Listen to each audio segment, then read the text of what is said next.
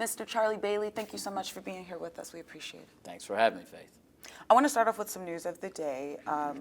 Lieutenant Governor Bert Jones has announced that he will be running for governor. It's an announcement that most people thought was going to come. Now we have the announcement. You did put out a statement.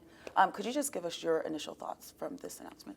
Well, I mean, I just think it's kind of laughable that a politician that's been in office for 13 years, not doing anything for working people, presiding over a government that's made the American dream less attainable for Georgians, that's focused on a tax code that rewards billionaires, big corporations, and whoever the latest lobbyist was to buy somebody a steak or a bourbon, that's presided over 12 hospitals closing in the last 12 years.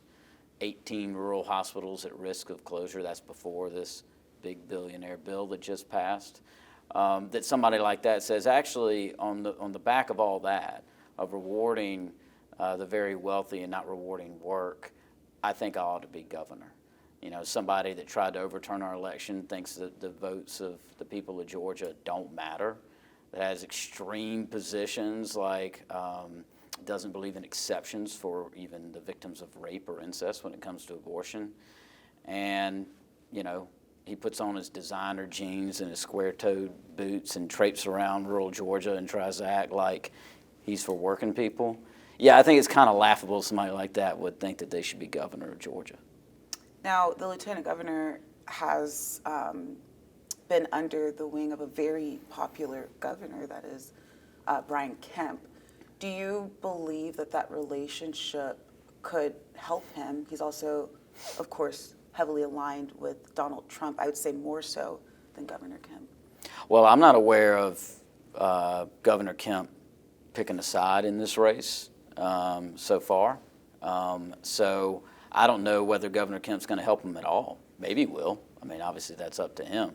What is obvious is his allegiance to, I wouldn't say it's an alliance, it's fealty to Donald Trump. I mean, he, like all these other jokers that are running for, you know, Senate or might want to run for Senate, they're all in on this big, beautiful, as they call it, I think it's the big billionaire bill. And they do whatever else Donald Trump tells them to. So will that help Bert in the primary? That, you know, well, if Donald Trump endorses him, I suspect that would help him in the primary. We'll see whether Donald Trump endorses, because isn't Marjorie Taylor Greene talking like she wants to get in? You know, she could. Donald Trump's got a decision to make to, you know, who sucks up to him more, who he's going to back, Marjorie Taylor Greene or Bert Jones. It'll be interesting to see. And there could be other people that get in the race as well. Absolutely. I do want to just ask one more thing. The talk within Georgia politics is that Bert Jones is the guy, that he would be the most formidable in a primary, Republican primary, and then potentially take on whoever the Democratic nominee is. How is the Democratic Party of Georgia prepared to take on who some people see as a whale in Lieutenant Governor Bert Jones? I'd say he's a whale for lobbyists. He's a whale for those big corporations and billionaires. I mean, we're going to take it on like I just said it. We're going to tell the truth, straightforward language about the choices Bert Jones has made with the great power he's been given. And those choices, like I've said, is to reward those with great wealth and to not do anything for working people.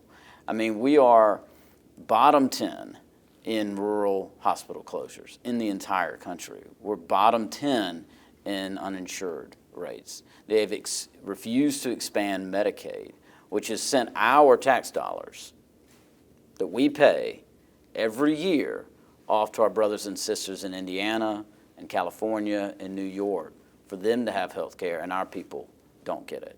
So the people of Georgia will have a choice if Bert Jones is able to beat Chris Carr and Marjorie Taylor Greene, and he is the nominee. They'll have a choice between that, and if they want somebody that likes rewarding, you know, his buddies, billionaires, big corporations, and cutting people's health care, presiding over a system where, in the metrics we use to measure our kids' educational attainment, we're last, second to last, third to last. That's the record of Bert Jones, someone that cares far more about fealty to Donald Trump than he does about hardworking Georgians. That'll be the contrast between that for the people of Georgia and the nominee of the Democratic Party. We'll certainly see. Thank you so much for your thoughts, Mr. Bailey. I want to touch on something that you hit on, the One Big Beautiful Bill Act that was signed into law by President Donald Trump on the date that he wanted to, July 4th. Clearly a bipartisan choice, split decision with both the House and the Senate. A couple of Republicans having an issue with it, but most of them not having an issue with it. I want to ask you about the takeaway for Georgians. First, is there anything in the bill, it's a big bill, right, that you agree with, or you say, you know what, we can do something with that here in Georgia? Well, I'll confess that I'm not in Congress and I've not read the full 1,000 pages, but I think this bill, from what I have read, is an absolute abomination. And I will say the only bipartisan thing about it, of course, as you pointed out, is bipartisan opposition to it. The Republicans of both the Senate and the House that also viewed this as an unacceptable decision by the federal government. This is the single largest transfer of wealth from working people to the very wealthy in the history of humankind. And what are we doing in it? We're, in Georgia, 750,000 Georgians going to lose their health care because of this. And Buddy Carter said, what did he say about it? You know, he's running for Senate, right? He wanted to cut it even more. He wanted to cut Medicaid even more. John King says he would absolutely have voted for it. And Mike Collins, who calls himself maybe going to get in the Senate race, says he wants to cut more from Medicaid and he wants people to get off Social Security. But this bill not only takes Georgians off their own health care, it puts at risk, I mentioned before, I believe there's 30 rural hospitals in Georgia. 18 are already at risk of closure.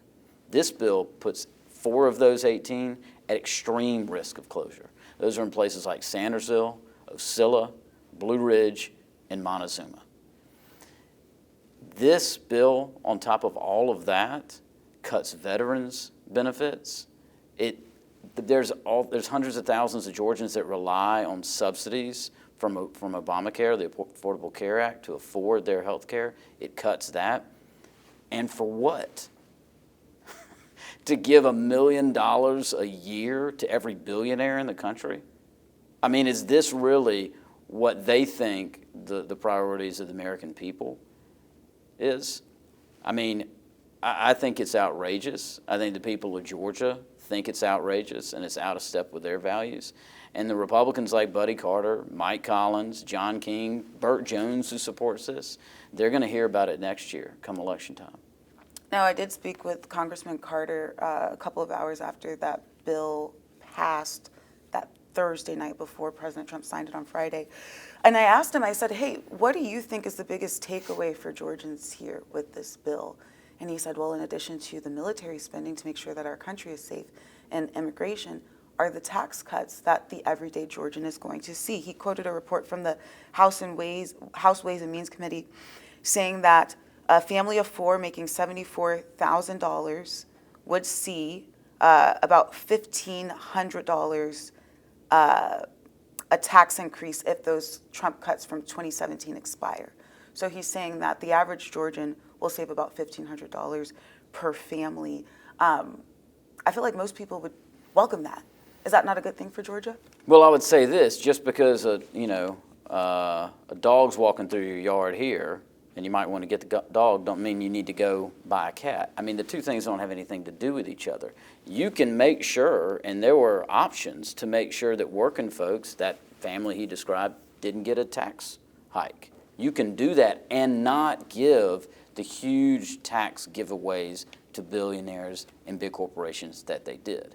It doesn't have anything to do with the price of tea in China.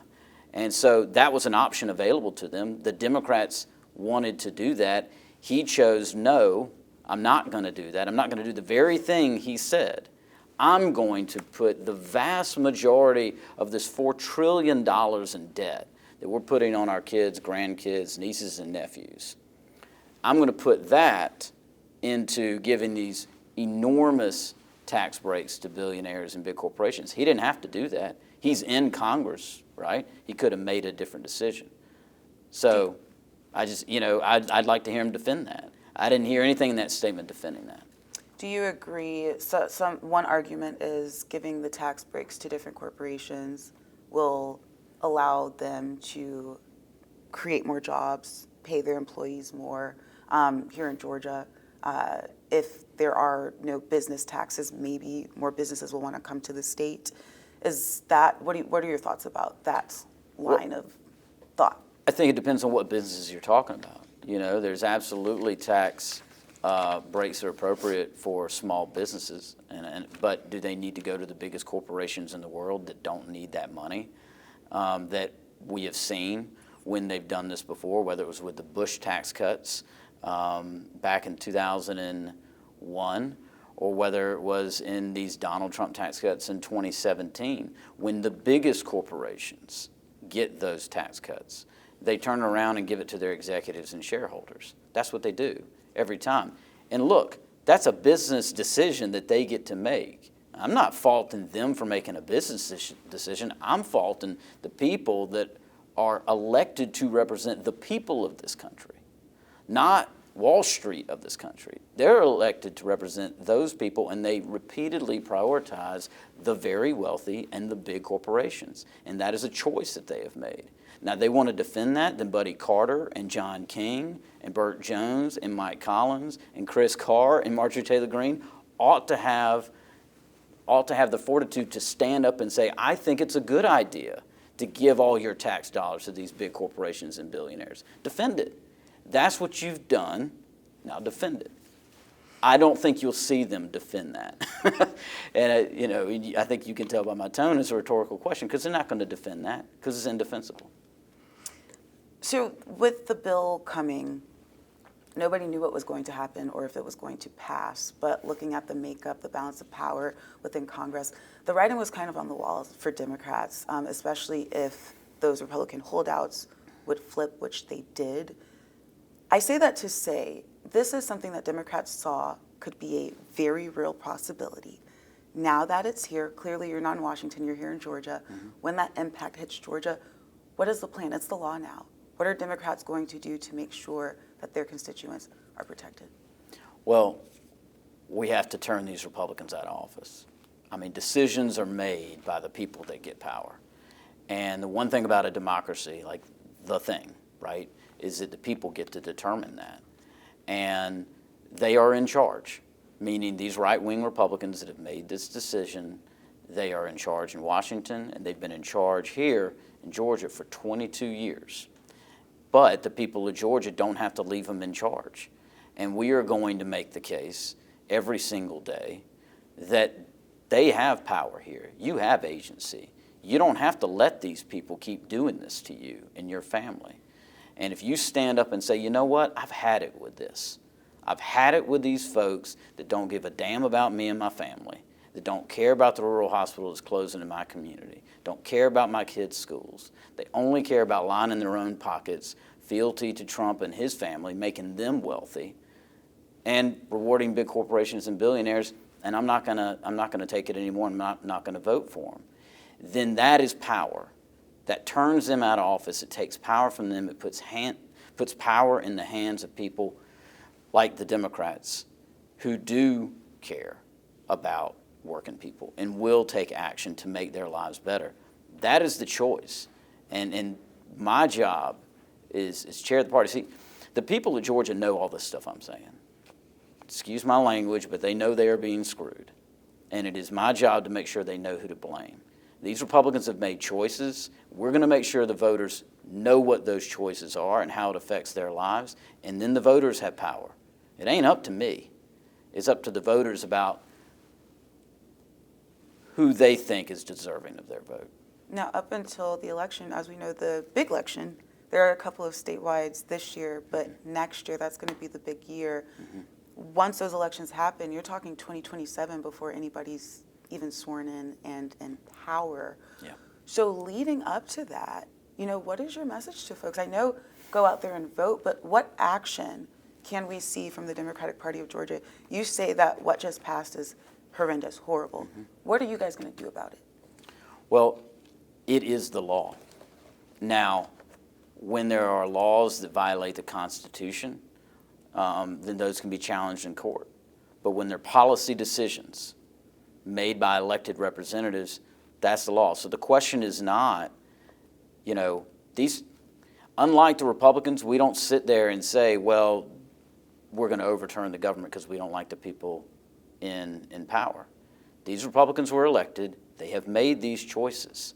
And it is a tragic thing that those choices will be visited upon our neighbors and our community. We cannot, as a Democratic Party, we do not have power electorally in this state or in Washington, D.C. to repeal this. We will continue to talk about it. It is within the power of Congress to do something about it. Congress can change their mind. They pass this legislation. They can pass another piece of legislation. The question comes to the governor of this state, the lieutenant governor of this state, the legislature in this state. Can they pass legislation to expand Medicaid? That's a thing that could be done. That doesn't have to wait on any election. But what it's going to take is Republicans to care more about the people of this state and their well-being than they do about their big contributors and Wall Street donors. I can, and we can, as Democrats, make that message, put that pressure, and tell the people of Georgia, put that pressure. They've got the power to do it. Don't have to wait for an election. Session comes January 2026. Could be the first thing on Brian Kemp's agenda, his swan song, to expand Medicaid in this state, to help the people that Donald Trump and Mike Collins and Buddy Carter and John King and all the rest have backed up and said that they wanted to do. That's a thing that can happen. Democrats can't make Brian Kemp do that. We will continue to make the case and that they should do that. That's what we can do. We electorally can't force them to.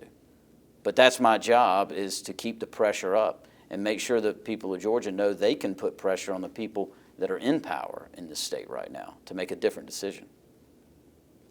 Mr. Bailey, thank you so much for your time. We truly appreciate it, and I'm sure we'll be checking in with you very soon. That's right. Thank you, Faith.